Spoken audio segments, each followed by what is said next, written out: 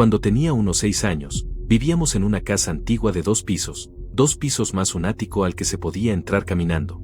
Era una hermosa casa centenaria, con un porche envolvente y un balcón en el segundo piso que daba a un patio trasero de buen tamaño. La casa era espeluznante, especialmente para un niño de 6 años. Constantemente crujía y gemía, y mis padres siempre me decían que solo era la casa asentándose. Mi hermano mayor disfrutaba asustarme, así que me convenció de que la casa estaba embrujada, inventando una historia sobre un niño que había muerto en el ático décadas antes de que nos mudáramos. Muy original, lo sé. Después de eso, yo juraba que podía escuchar pasos en el ático. Se puso tan mal que no podía dormir, y una noche, mientras estaba acostado en la cama, vi algo que nunca olvidaré. Mirando hacia el pasillo oscuro desde mi cama, vi una figura alta y oscura que pasó rápidamente por la puerta de mi habitación. No era solo una sombra, era una persona, y no era alguien que debería estar allí. Era mucho más alto que mi mamá, y mi papá no estaba en casa. Me dio tanto miedo que empecé a llorar de inmediato, pero no podía moverme, ni llamar a mi madre, ni siquiera despertar a mi hermano, que dormía en la litera de arriba. No volví a ver nada esa noche, pero estoy seguro de que escuché la puerta trasera abrirse y cerrarse poco después de ver la figura. Mi papá trabajaba en el turno de la noche, así que finalmente me convencí de que él había venido a casa a buscar algo y luego se había ido de nuevo al trabajo. Con ese pensamiento, logré dormirme. Pero había un detalle: de haber sido él, lo habría visto y escuchado caminar en dirección contraria primero. Mi cuarto estaba entre la habitación de mis padres y las escaleras del segundo piso. Si mi papá hubiera venido a casa y entrado en su habitación, tendría que haber pasado frente a mi puerta. Yo ya había estado despierto noches enteras y nunca lo vi, así que no podía haber sido él. Al día siguiente se lo conté a mis padres, y mi papá me dijo que nunca había regresado a casa. Ambos me aseguraron que solo era mi imaginación. Seguí escuchando ruidos todo el tiempo, pero nunca más volví a ver nada. Estaba aterrorizado de estar solo en la casa. Insistía con mis padres en que había algo allí. Finalmente, mi papá consiguió un trabajo en otro estado, así que nos íbamos a mudar. Mi hermano tuvo una fiesta de pijamas por su cumpleaños y despedida, más o menos una semana antes de la mudanza. Yo aún tenía 6 años, y él tenía 11. Así que la fiesta de pijamas estaba llena de niños de primaria haciendo las típicas cosas de principios de los 90. Pizza, videojuegos, películas y cuentos de miedo. La única adulta era mi mamá, porque mi papá estaba trabajando. Tratando de hacerme el valiente frente a los más grandes, le dije a mi hermano que contara la tonta historia del fantasma del niño que había muerto en nuestro ático. Él contó la historia, y todos sus amigos dijeron: vamos a ver al fantasma. ¿Qué había hecho? Ahora iba a tener que subir allí con ellos. Honestamente, no recuerdo haber estado alguna vez en el ático, ya que estaba sin terminar y solo lo usábamos para guardar cosas. Convencieron a mi mamá de llevarnos arriba, y ella jugó el papel en toda la diversión de la historia del fantasma. Tomó una linterna y empezó a guiarnos hacia la puerta del ático. Abrió la puerta y comenzó a subir lentamente las escaleras sin encender la luz, solo siguiendo el juego para asustarnos. En cuanto llegó a la cima de las escaleras y dobló la esquina hacia el ático, la escuché decir, en realidad, gritar: todos abajo y afuera, ahora mismo. Casi nos tropezamos entre nosotros bajando las 2 escaleras de golpe y saliendo por la puerta trasera. Mi mamá venía justo detrás, prácticamente empujándonos hacia la casa del vecino. Golpeó con fuerza en la puerta del vecino hasta que le abrieron y de inmediato dijo: necesito usar tu teléfono para llamar a la policía. Se negó a decirnos a los niños que había visto allí arriba, pero cuando llegaron mi papá y los policías, la escuchamos contárselo. Dijo que al llegar al ático, vio en la esquina lo que describió como el rincón de un intruso: un montón de mantas amontonadas a modo de cama, ropa, un par de zapatos y envoltorios de comida por todas partes. No volvimos a pasar ni una sola noche más en esa casa. Rentamos una habitación de motel y allí nos quedamos la última semana antes de mudarnos a otro estado. Años después, finalmente supe toda la verdad. Mis padres no tenían idea de que alguien estaba literalmente viviendo en nuestro ático. Mirando atrás, admitieron que sí había cosas extrañas, pero la mayoría de ellas las atribuían a alguien más en la casa. En realidad, todo era por ese tipo que vivía en el ático. Mi mamá notaba que faltaba comida, pero pensaba que éramos nosotros los que la habíamos comido. Mi papá encontró colillas en el porche trasero y se enfureció, creyendo que mi mamá había vuelto a fumar. A mí me repetían una y otra vez que me asegurara de jalar la cadena, porque alguien siempre dejaba el inodoro sucio. Las mantas que usaba como cama eran unas que mi mamá había tirado meses atrás. Cosas así. No sé cuánto tiempo tardaron en encontrarlo, pero resultó que el hombre del ático era un tipo local con problemas mentales que vivía con su madre. Ella lo echaba constantemente de la casa, y el tipo tenía varias casas en las que entraba a escondidas para refugiarse del clima. Lo mejor que pudieron determinar era que trepaba por la columna que sostenía el techo del porche, luego subía por la columna que sostenía el techo del balcón del segundo piso, y desde el techo del balcón lograba entrar por una ventana del ático que siempre quedaba sin seguro. Según él, bajaba a la casa cuando estaba seguro de que nadie estaba, robaba comida y a veces usaba el baño. Nunca olvidaré haberlo visto esa noche. Sé que era él. Fue exactamente como en las películas, pero era real. Yo, con 6 años, despierto en mi cama a medianoche, mirando la puerta hacia el pasillo oscuro cuando, de repente, una sombra aún más oscura se deslizó frente a mí. Secundaria, 2011 o 2012. Estaba en la fila de la cafetería, a punto de pagar una botella de agua y una barra de chocolate para aguantar el resto del día. El chico delante de mí estaba consiguiendo un plato de comida, pero no tenía suficiente dinero en su cuenta. La cajera literalmente trató de quitárselo de las manos. Yo me metí. Yo lo pago, dije, tecleando mi PIN. Ella estaba tan sorprendida que no reaccionó, así que agarré el escáner y marqué mi barra de chocolate y el agua mientras repetía, está bien, yo lo pago. Ningún chico debería quedarse con hambre. Todo bien. Finalmente ella ingresó la información, y él solo me miró y dijo gracias, como si le hubiera salvado a su cachorro. Probablemente medía 1.65 y pesaba apenas 50 kilos, con rodillas y muñecas que me recordaban fotos del Holocausto. Nunca olvidaré la tristeza que lo inundó cuando la cajera intentó arrebatarle el plato. Se desinfló más rápido que un globo, pero no lo soltó. Pienso en él tal vez 4 veces a la semana. No tengo idea de quién era, nunca lo volví a ver. Lo busqué. Mi abuela nos dejó con la mujer que vivía abajo cuando fue a la tienda. Mi papá vino a recogernos mientras ella estaba fuera, nos encontró con esa mujer y perdió la cabeza. Nunca lo había visto tan alterado. Esperamos en el estacionamiento y, cuando regresó mi abuela, él solo le gritó furioso. La mujer parecía simpática, jugamos con sus hijos, no podía entender por qué mi papá estaba tan enojado. Esa mujer mató a sus hijos e intentó matarse a sí misma como un año después. No sé si mi papá podía sentir la maldad en ella o si algo más le dio la señal, pero fue una locura, y hasta hoy estoy agradecido con él. Yo tenía unos 10 años, y mis amigos y yo estábamos en el parque del barrio. Era pequeño, y éramos los únicos allí. Como estaba lloviendo, ya planeábamos irnos, había árboles cerca. Cuando me di la vuelta, vi lo que parecía una cabeza asomándose detrás de un árbol, pero la persona llevaba capucha. Apenas notó que lo había visto, la cabeza se escondió rápido detrás del tronco.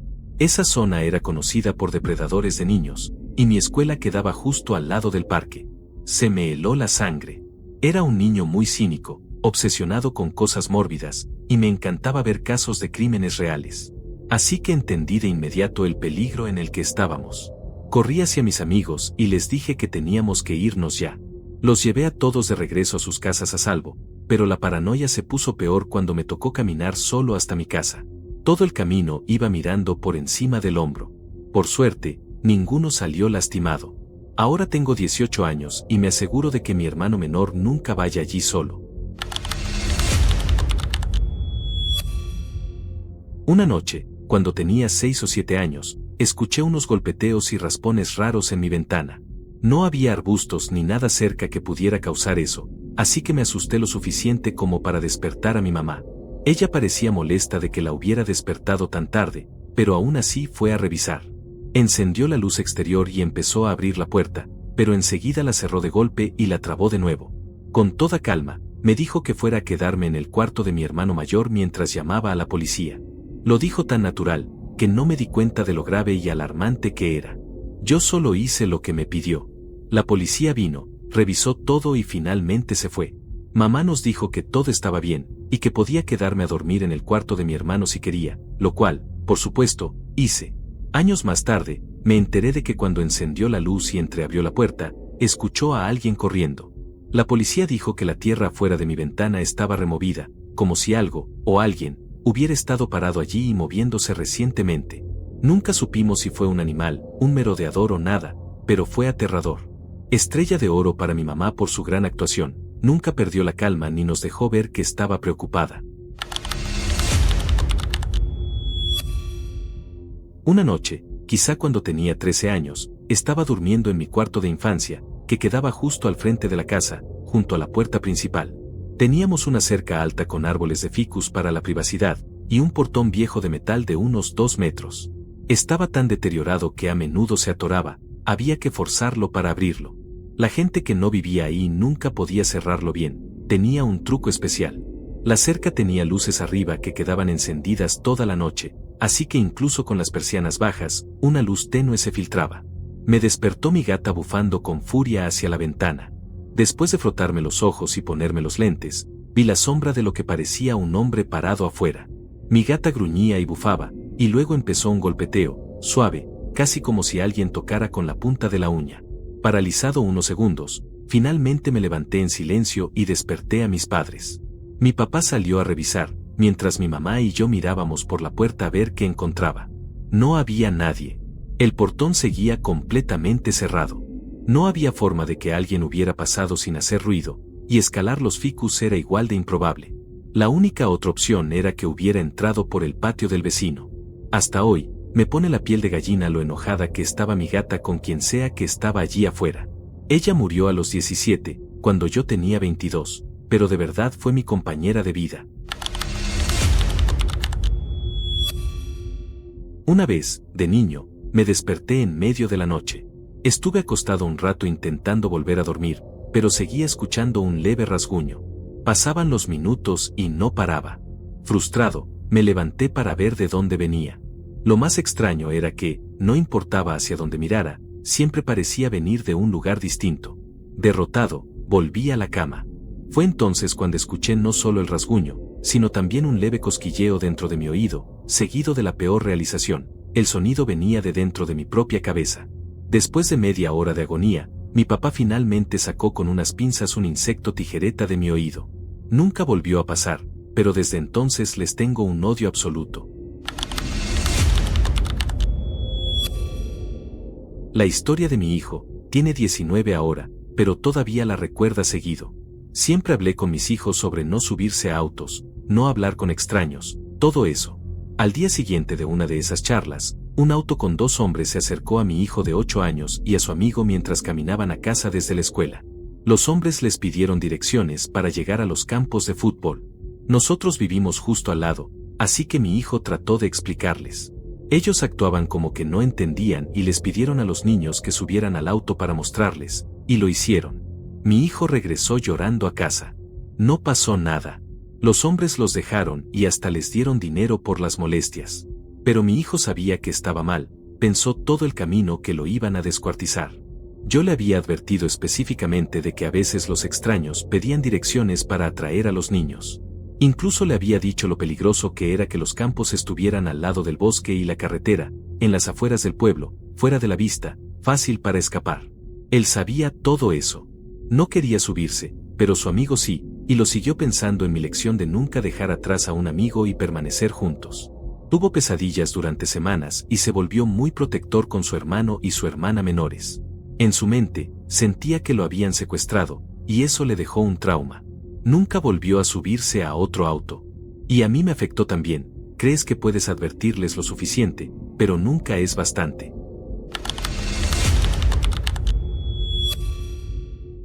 Cuando era niño, me mordió un perro, pero creo que ese perro estaba tratando de salvarme de alguien realmente malvado. Yo jugaba hockey callejero en la calle de mi amigo, tendría 7 u 8 años, cuando un hombre pasó caminando con su perro.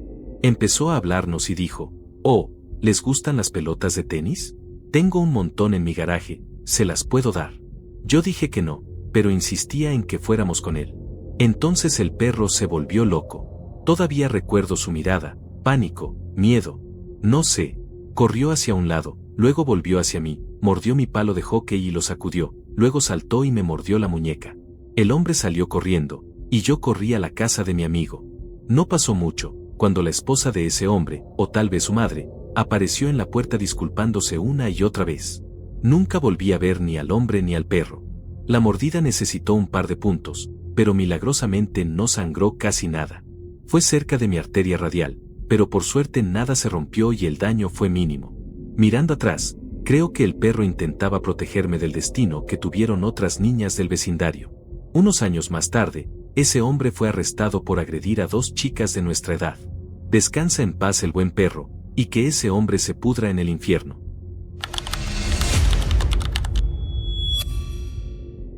Creo que casi me secuestraron, o técnicamente me secuestraron, cuando tenía 6 años. Un hombre que visitaba una casa del vecindario nos preguntó a mí y a otro niño de mi edad si queríamos ir a la tienda por dulces. Subimos al auto, pero condujo en dirección contraria. Cuando pregunté a dónde íbamos, no respondió. A 1 kilómetro de mi casa, se estrelló contra una zanja. Yo salté y corrí a la casa más cercana, donde llamaron a la policía. Mientras tanto, llamé a mi madre, y ella llegó al mismo tiempo que los agentes. Recuerdo que le dio una paliza al hombre con los puños, y los policías no la detuvieron. Fue una locura. El tipo estaba borracho, seguramente con una conmoción por el choque, sangraba de la cabeza después de golpear el volante, mientras mi mamá lo golpeaba sin parar. No sé a dónde pensaba llevarnos, pero tuvimos suerte de no descubrirlo. Esto fue a fines de los 70. Me estaba quedando en casa de unos parientes con mi hermana mayor cuando mi tío abuelo me pidió un beso. Sentí sus dientes en mis labios. Todavía recuerdo ese momento y sus palabras: «Ese estuvo bueno, ¿me das otro?». Dije que no y me fui a la cama. Después de eso, empecé a inventar excusas para salir más tarde con mi hermana, para no quedarme solo con él en la noche. Todos lo adoraban. Yo lo evitaba y me saltaba eventos familiares donde sabía que estaría. Nunca se lo conté a nadie, no quería causar problemas en la familia, y en realidad no pasó nada más allá de que me hizo sentir incómodo. Solo mi esposo lo sabe hasta hoy, y mi tío ya murió. No fui a su funeral.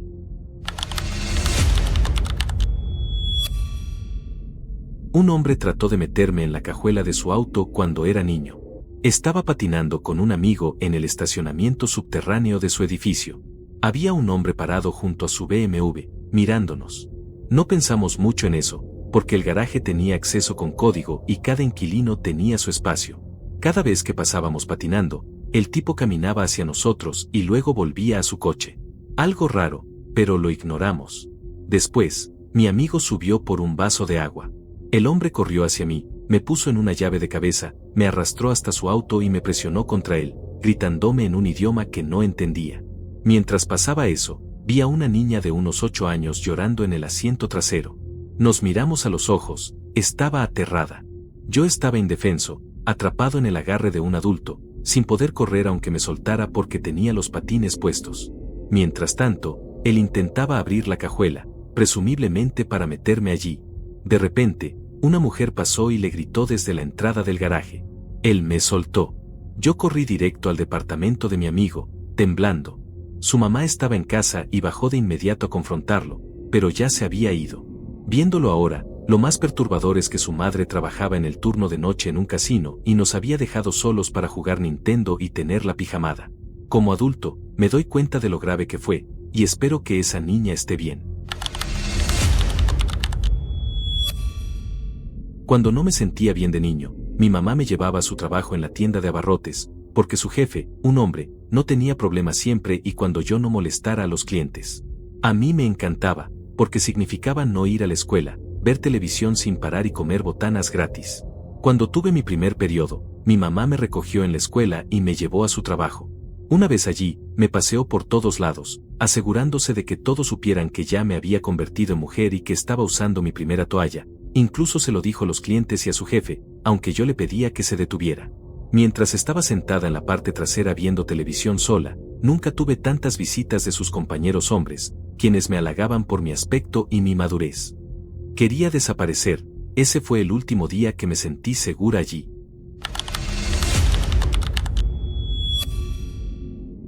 Era adolescente, si recuerdo bien, y estaba dormida. A veces, cuando me doy vuelta en la cama, me despierto brevemente. Eso me pasó, me moví y desperté en medio de la transición. Pero esta vez, vi a alguien parado junto a mi closet, tomando mi toalla. Tenía una toalla envuelta en la cabeza, como yo lo hacía después de lavarme el cabello largo. Mi mente gritaba que había alguien allí, que debía despertar, pero mi cuerpo no se movía. Estaba aterrada, tratando de forzarme a salir del trance, pero otra parte de mi cerebro insistía en que estaba bien, que no me haría daño. Luego simplemente me desmayé, esperando que esto no pasara si alguna vez entraban a robar. Cuando desperté, pensé que tal vez mi mamá había tomado mi toalla para lavarla, pero ella nunca se envolvía el cabello, lo tenía corto. Además, la toalla seguía en su lugar. Entonces me cayó la ficha, la persona que vi junto al closet, se parecía a mí. Ahora, con más de 30 años, lo atribuyo a parálisis del sueño o algo así.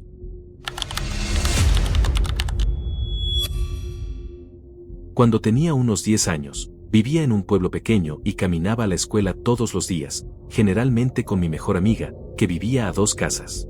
Un día me quedé dormido y tuve que ir solo. No era gran cosa, lo había hecho muchas veces, la escuela estaba a menos de 5 minutos. Era el último mes de clases, mi ruta era simple, caminar derecho una calle, doblar a la derecha en la carretera principal que salía del pueblo y seguir hasta la escuela, que quedaba al otro lado. Al doblar en la carretera principal, noté un auto que pasó. El conductor, un tipo corpulento con lentes gruesos, me miró fijamente. No le di importancia y seguí. A mitad de camino, el mismo auto apareció de atrás, en dirección contraria a donde lo había visto primero. Bajó la ventanilla y me preguntó si estaba bien. Yo caminaba encorvado porque mi mochila pesaba mucho, era fin de curso y cargábamos todos los libros y materiales. Le dije que estaba bien. Me ofreció llevarme, diciendo que mi mochila se veía muy pesada. Insistí varias veces que estaba bien, pero él insistía que no debía esforzarme tanto. Miré al frente y vi mi escuela justo al otro lado de la calle. Entonces frenó el auto y, con un tono más agresivo, dijo, ¿seguro? Vamos, te voy a llevar, no deberías cargar una mochila tan pesada. Fue ahí cuando lo entendí, algo estaba mal. Yo ya estaba en la escuela. Entré en pánico y grité, no necesito un ride, mi escuela está allí mismo, puedo ver a mi maestra. No era cierto, no veía a nadie, pero ese hombre me daba terror. Su cara cambió, se enojó y gritó, pues quédate entonces. Ojalá esa mochila te rompa la maldita espalda, ni siquiera eres tan. No alcancé a oír el resto porque arrancó a toda velocidad. Un mes después, en julio, estaba en casa de mi bisabuela viendo televisión cuando vi su cara en las noticias. Me dieron escalofríos instantáneos. Mi bisabuela me preguntó qué pasaba, y le dije, ese hombre maneja un carro color beige, usa lentes gruesos, es grande, su voz es grave, y en persona te da mala espina, te lo juro, nana. Ella se asustó y llamó a mi mamá. Mamá vino, y le conté todo. Ese mismo día, en las noticias mostraron su auto y su casa, y confirmé que era él. Se llamaba Bruce Mendenhall, era camionero, arrestado y luego condenado por matar a 2 mujeres, y sospechoso de al menos 9 más. Yo no encajaba en su perfil de víctima, pero siempre me he preguntado si hubo otros como yo, chicos de mi edad y género, que nunca se relacionaron con sus crímenes. Hasta ahora, parezco ser el único hombre que contó una experiencia así con él. Una vez, mi hermano, su amigo y yo caminábamos por unas naves industriales cerca de casa. Una tenía ventanas verdes, no se veía bien, pero se distinguían siluetas. Dentro vimos a un hombre gritando, rodeado de lo que parecían mesas con frascos y viales. Pensamos que era un científico loco haciendo experimentos, y salimos corriendo. Años después, pasé en bici y la nave se veía abandonada. 2 semanas después, pasé caminando con un amigo y ya no estaba. El terreno donde había estado estaba quemado, sin escombros, nada, solo la tierra negra. Los árboles detrás tenían enormes plásticos rasgados enredados en las ramas. Lo más raro, hacía un calor terrible, pero al pisar esa tierra quemada, el aire se sentía más frío. Nos fuimos rápido, incómodos, como si alguien nos vigilara.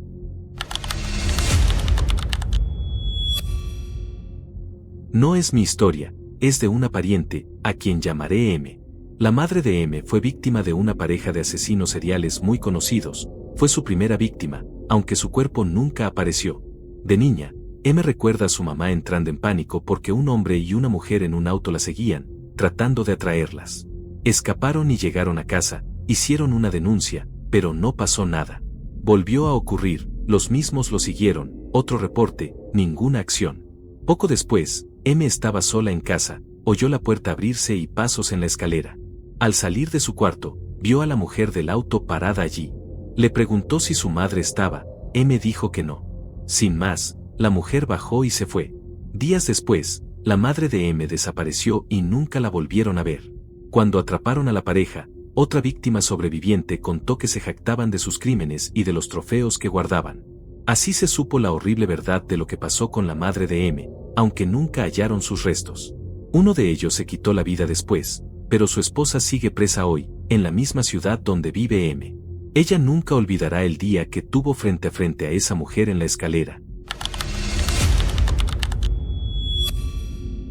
Cuando era pequeño, tuve una experiencia fuera del cuerpo, o una proyección astral, que nunca he olvidado.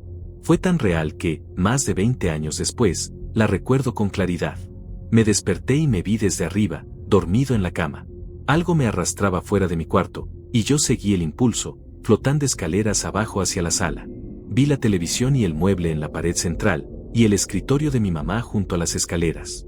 Mis ojos se fijaron en una esquina oscura y vacía, entre ambos. Al acercarme, la oscuridad de la pared empezó a moverse, luego se iluminó y apareció un cielo azul con nubes blancas. Era como una ventana a otro mundo. Miraba asombrado cuando noté un globo aerostático a lo lejos. Flotaba hacia mí, y dentro de la canasta vi la cara sonriente de mi abuela, que me saludaba feliz. El globo se acercó hasta la ventana y ella me hizo señas para que fuera. Ella había fallecido poco antes de que tuviera ese sueño. Yo quería ir, pero algo me frenaba. No sé por qué, pero no pude moverme hacia ella. Su sonrisa no desapareció, pero lágrimas corrían por sus mejillas. Me miró y dijo: «Solo tienes una oportunidad, nada más». El globo empezó a alejarse, y ella agitaba la mano hasta desaparecer en la distancia. Cuando se fue, la pared volvió a ser negra. Quise que la luz regresara, pero al instante estaba de nuevo en mi cama. Han pasado casi 30 años desde ese sueño, y nunca lo he olvidado. Todavía pienso en eso y me pregunto si fue real o solo un sueño. Antes de que yo naciera, mi mamá estaba sola en casa una noche oscura, amamantando a mi hermana. Miró por la ventana y vio la cara de un hombre pegada al vidrio. Gritó y llamó a mi papá, que estaba a unas calles. En minutos llegaron él, mi abuelo y otro hombre, todos armados, pero ya no había nadie. Crecí con esa historia, así que cuando empezamos a notar césped y flores aplastados frente a nuestras ventanas, me aterroricé. Pensamos que había otro mirón. Mi cama estaba junto a la ventana, y mis piernas se veían desde afuera. Si rompía el vidrio, podría haberme agarrado. Empecé a dormir con las rodillas pegadas al pecho. Al final, mi papá descubrió que no era un mirón, era una tortuga enorme que pasaba por el jardín cuando nadie miraba. Todavía recuerdo a esos 3 hombres grandes, los mismos que habían salido tras el mirón, luchando por mover esa tortuga gigante sin lastimarse. Fue un alivio saber que no iban a arrastrarme por la ventana. Pero aún así, casi 30 años después, sigo durmiendo con las rodillas arriba, por si acaso.